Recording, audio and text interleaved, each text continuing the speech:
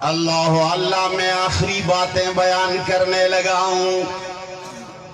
قرآن شفا ہے شرک کی بیماریوں کے لیے، خواہ وہ بیماری اپنوں میں ہو یا غیروں میں، لیکن ہمیں اپنوں میں تلاش کرنے کی ضرورت ہے۔ یہ اپنے مانگنے والے ہیں، یہ اپنوں میں طلب ہے۔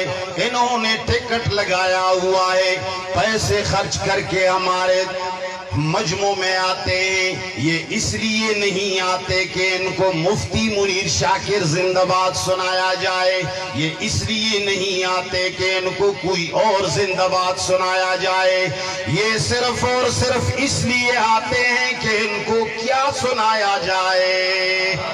ذرا زور سے بولو، کیا سنایا جائے؟ قرآن سنایا جائے۔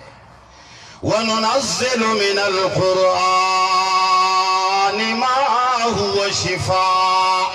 دوسری جگہ میں رب العالمین فرماتے ہیں شفاء لما فی الصدور، اندر کی بیماریاں، بغض کی بیماری کا علاج قرآن میں ہے، حسد کی بیماری، شرک کی بیماری، نافرمانیوں کی بیماری، تکبر کی بیماری، بڑائی کی بیماری، عجب کی بیماری، یہ ساری روحانی امراض ہیں۔ ان سب کا علاج کیا ہے؟ میں نے کہا کہ جب سب سے زیادہ شرک بڑھ گیا، اتنا بڑھ گیا کہ رب العالمین کے بیت اللہ شریف میں بھی 360 بت رکھے گئے، تو رب کریم نے سب سے اونچا علاج تجویز کیا، اقرأ بسم ربک الذی خلق۔ اے پیغمبر اب رب العالمین کا نام لے لو، الرحمن علم القرآن، خلق الانسان علمہ البیان۔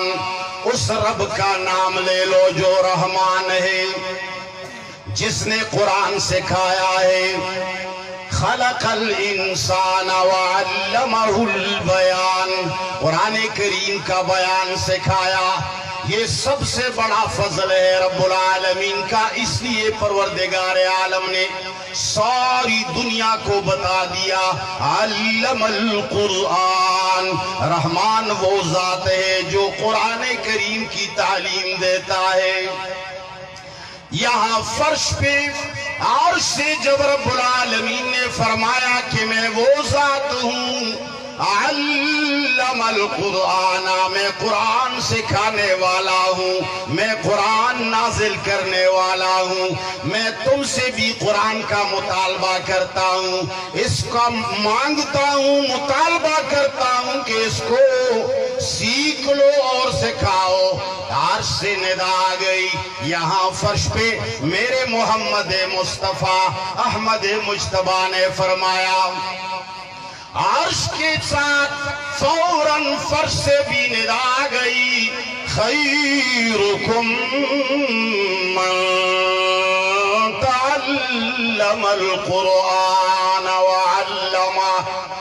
اے لوگو، میں رب العالمین کے وحی کے ساتھ اللہ کے بتائے ہوئے وحی کی ذریعے تمہیں بیان کرتا ہوں، سب سے بہتر آدمی، سب سے اونچا آدمی، سب سے اعلیٰ آدمی وہ نہیں جس کا نسب اونچا ہے، سب سے بڑا آدمی وہ نہیں جو صدر ہے، سب سے بڑا آدمی وہ نہیں جو آرمی چیف ہے، سب سے بڑا آدمی وہ نہیں جو اقوام متحدہ کا سربراہ ہے، سب سے بڑا آدمی وہ نہیں جو بہت بڑا قوم کا سربراہ ہے، دنیاوی اعتبار سے کسی جماعت کا لیڈر ہے۔ میرے نبی نے فرمایا بہترین آدمی وہ ہے خیرکم من تعلم القرآن وعلمہ۔ اے لوگوں، ایک بات یاد رکھنا، میرے ارد گرد علماء کرام بیٹھے ہیں، قرآن الفاظ کا اکیلا نام نہیں، اصول فقہ کا مسئلہ ہے۔ القرآن اسم نظم للنظم والمعنى جميعا. پیغمبر پاک نے فرمایا، رب العالمین نے بھی فرمایا، الرحمن علم القرآن. رحمان وہ ذات ہے جس نے قرآن سکھایا. میرے نبی نے فرمایا بہتر شخص وہ ہے جو قرآن کو دوسروں کو بھی سکھاتا ہے اور خود بھی سیکھتا ہے. قرآن کریم اکیلے الفاظ کا نام معنی کا نام بھی ہے، دونوں ملا کر قرآن بن جاتا ہے. لہٰذا میں نے شروع میں آیت کریمہ میں تلاوت فرمایا، تلاوت کیا. رب العالمین فرماتے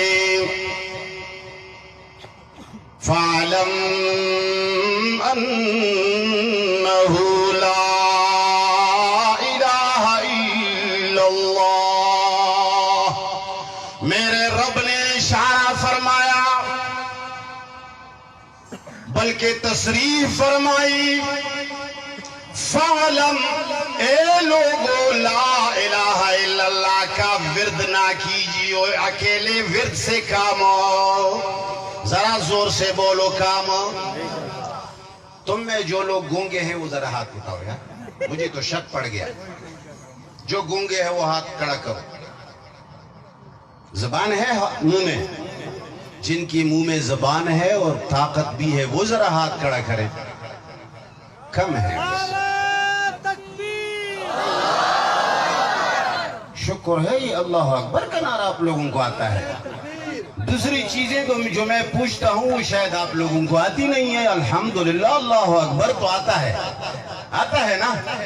چلو ٹھیک ہے، میں اللہ کا ہی نام پوچھتا ہوں. اس کے بعد ہمارے علاقوں میں ایک آدمی سے کسی نے پوچھا کہ تمہارے پیغمبر کا نام کیا ہے. اس نے کہا معاف کرنا میں تھل سے نیچے کسی کو نہیں جانتا. تھل وہاں کوئی علاقہ ہے تو شاید آپ کچھ ہو. بہرحال میں کہتا ہوں رب العالمین فرماتے فَاعْلَمْ أَنَّهُ لَا إِلَٰهَ إِلَّا اللَّهُ. رب العالمین نے بتا دیا دنیا کو کہ اکیلا لا الہ الا اللہ کہنے سے بات نہیں بنے گی. فَاعْلَمْ لا الہ الا اللہ کو جان لیجیے. جماعت اشاعت التوحید و سنہ صرف یہی کوشش کرتی ہے کہ لوگوں کو لا الہ الا اللہ کا معنی سکھانے کے لیے آتے ہیں. جو آتے ہیں وہ لا الہ الا اللہ کا معنی سیکھنے کے لیے آتے ہیں. یہی معنی ہے نا، نیت یہی ہے. شکر ہے سر ہلا سکتے ہو، اگر یہ نہیں ہلا سکتے ہوتے تو میں کیا کرتا. بہرحال قرآن کریم نے فرمایا فَاعْلَمْ أَنَّهُ لَا إِلَٰهَ إِلَّا اللَّهُ. اے لوگو لا الہ الا اللہ کی حقیقت کو جان لو. اور یاد رکھنا میں نے آخری بات کہنی ہے. جب 360 بت بیت اللہ میں رکھ دیے گئے تو سب سے زیادہ جب بیماری بڑھ گئی تو رب العالمین نے سب سے اعلیٰ علاج بھیج دیا. وہ کیا ہے؟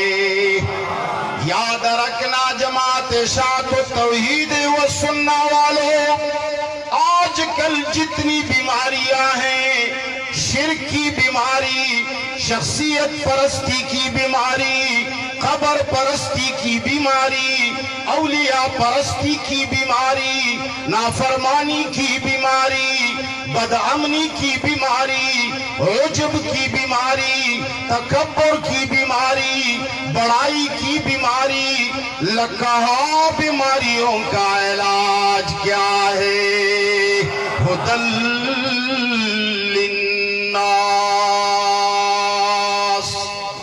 اے لوگو جب بھی قرآن پر عمل ہوگا معاشرہ بنے گا. جب بھی قرآن پڑھایا جائے گا اور پڑھا جائے گا امن آئے گا. جب بھی قرآن کریم کا نعرہ بلند ہوگا توحید آئے گی. جب بھی قرآن کریم کو سمجھا جائے گا اور سمجھایا جائے گا معاشرہ سدھرتا رہے گا، امن و امان آئے گا، بد امنیاں چلی جائیں گی، نفرتیں ختم ہوں گی، محبتیں آئیں گی۔ یاد رکھنا جناب محمد مصطفیٰ احمد مجتبی صلی اللہ علیہ وسلم نے معاشرہ کس کی طاقت سے بنایا، کس کے ذریعے بنایا؟ قرآن کے ذریعے۔ آج بھی معاشرہ قرآن کے ذریعے بنے گا۔ سنت قرآن کی تشریح ہے۔ بعض لوگ بیمار ہوتے ہیں، ہم قرآن کا نام جب لے لیتے ہیں اور سنت چھوٹ جاتے ہیں زبان سے تو وہ کہتے ہیں کہ سنت کا نام نہیں لیا۔ ارے اس میں فرق ہی نہیں ہے، قرآن کا نام آپ کے ہی سنت خود بخود مراد ہوتی ہے، اس لیے کہ سنت کے بغیر قرآن کا وجود ہی نہیں۔ سمجھ رہے ہو کہ نہیں سمجھ رہے؟ بہرحال قرآن اور سنت کے ذریعے معاشرہ بنے گا، سارے شرکیات کی چھٹی ہو جائے گی۔ لہذا یاد رکھنا، زندہ باد کے نعرے آج کے بعد نہ لگانا، وعدہ ہے؟ ذرا ہاتھ اونچا کرو۔ نہیں نہیں نہیں نہیں، قرآن سامنے ہے، آج کے بعد کسی انسان کے لیے زندہ باد کا نعرہ زبان سے نہیں نکالو گے۔ وآخر دعوانا الحمد۔